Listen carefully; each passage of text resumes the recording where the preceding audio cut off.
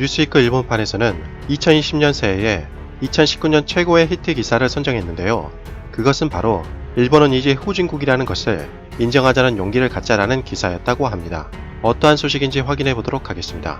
구독과 좋아요는 영상을 제작하는 데 큰 도움이 됩니다. 꼭 부탁드립니다. 기사에 따르면 일본은 한때 풍요로웠다는 것은 큰 착각이며 원래부터 가난했으며 지금 일본은 AI 후진국으로서 쇠퇴 산업에 매달리고 있다고 지적했습니다. 실제로 일본은 선진국에서 여러 면에서 탈락하고 있으며 여기서 다시 상위권으로 도약하기에는 상당히 어려운 상황에 있다고 보도했습니다. 일본인들은 이제 일본이 후진국이 되었다는 것을 인정할 용기가 필요할지도 모른다는 것이죠. 일본의 경제 상황을 확인해보면 지금 일본은 참담한 상황이며 일본인 스스로도 일본 사회가 급속히 가난해지고 있다는 것을 많은 사람들이 자각하고 있을 터인데 일련의 상황들은 모두 수치에 반영되어 있다는 것입니다. 일본의 노동 생산성은 선진국에서 최하위로 세계 경쟁력 순위 32위이며 1997년 이후 최저치라고 합니다.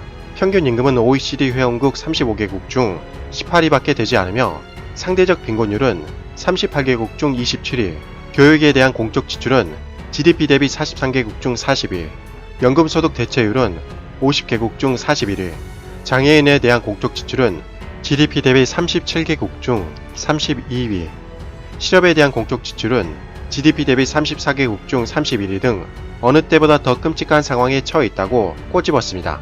조금 전에 일본의 노동 생산성은 선진국 중에 최하위라고 말했지만 사실 이 순위는 50년 동안 거의 변하지 않았다는 것이죠. 일본 경제가 버블이었던 1980년대에는 각국과의 생산성 차이가 다소 좁혀졌지만 기본적인 상황의 변화는 없고 오래전부터 일본의 생산성은 낮게 유지되고 있었다고 합니다. 일본이 수출 대국이라는 얘기도 과대평가라고 기사에서는 보도했습니다. 2017년 세계 수출에서 차지하는 일본의 점유율은 3.8%밖에 되지 않는다는 것이죠. 1위는 10.6%로 중국이며 2위가 10.2%로 미국, 3위가 7.7%로 독일이라고 기사는 얘기하면서 일본은 다른 나라와 비교하면 수출면에서 상당히 작다고 지적했습니다. 중국은 세계의 공장이기에 수출 점유율이 큰 것은 당연할지 모르지만 미국도 수출 강국이었으며 정말 놀라운 것은 독일인데 GDP의 크기가 일본보다 20%나 작음에도 불구하고 수출의 절대량은 일본의 2배 이상이라고 합니다. 독일은 지난 40년간 수출에서 세계 점유율을 거의 같은 수준으로 유지했지만 일본은 그렇지 않다는 것이죠. 1960년대를 확인해보면 일본의 수출 점유율은 상당히 낮았고 여전히 싸구려 이미지였는데 1970년대부터 점유율 상승이 시작되었고 1980년대에는 한때 독일에 육박했지만 그 이후로는 지속적으로 점유율이 떨어지고 있다고 분석했습니다. 생산성과 수출 점유율, 수치를 검증하면 한 가지 일본의 특징이 떠오른다고 말했는데요. 일본은 1960년대까지 패전의 영향이 짙었고 사회는 정말 가난했었다. 그러나 오일 쇼크를 거치면서 70년대 후반부터 일본은 점차 풍요로워졌고 버블기에는 한때 미국에 다가갈 정도로 성장했지만 사실 그때가 일본의 절정이었다는 것이죠. 일본은 옛날 풍요로웠지만 지금은 가난해졌다는 게 아니라 일본은 원래 가난했고 80년대에 풍요로워졌지만 다시 가난한 시대로 돌아가고 있다는 것이 정확한 인식이라는 것입니다.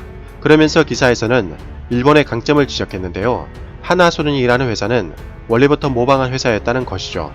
토요타도 이제야 렉서스 같은 브랜드 상품을 내놓게 되었지만 미국 제너럴 모터스 자동차를 참고로 제품 개발을 이어온 것은 유명한 이야기라고 합니다. 일본 기업의 상당수는 미국 기업들이 히트 상품을 내놓으면 곧바로 그것을 모방해서 더 싼 가격에 제품을 내놓는 것이 성공의 방법이었다는 것이죠. 과거의 일본인들에게는 혁신적인 제품을 발명한 능력은 없지만 기존 제품을 개량하는 뛰어난 기능이 있어 그것이 일본인의 파워다라고 긍정적으로 생각하는 일본인이 적지 않았었다라고 합니다. 당시 헐값 판매에 매진하는 일본 업체의 영향으로 많은 미국 기업들이 도산에 몰렸지만 일본 여론은 값싸고 좋은 물건을 내놓는 기업이 이기는 것은 당연하다는 분위기였습니다.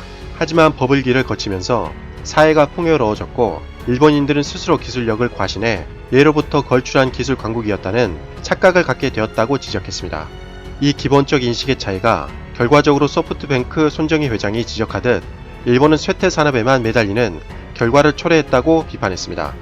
투자회사로 변모하는 소프트뱅크에 대해 더 이상 스스로 기술을 개발하지 않는다는 점 때문에 일본에서는 항상 비판이 쏟아져 나왔지만 이것이야말로 진정한 일본의 본 모습이라는 것입니다.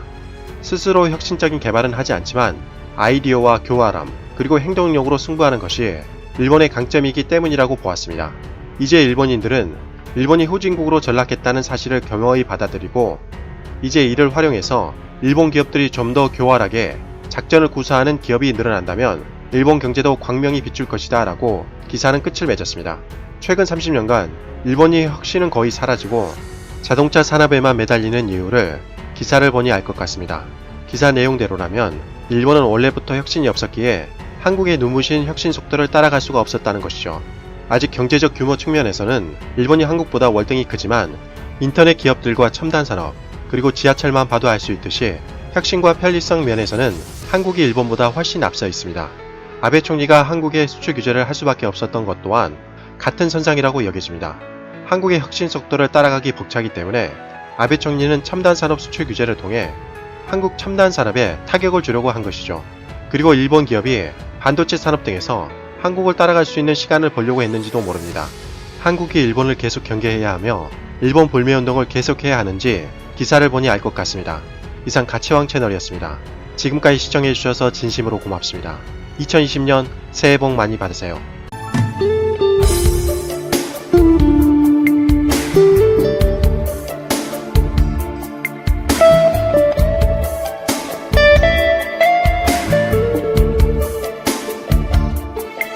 you.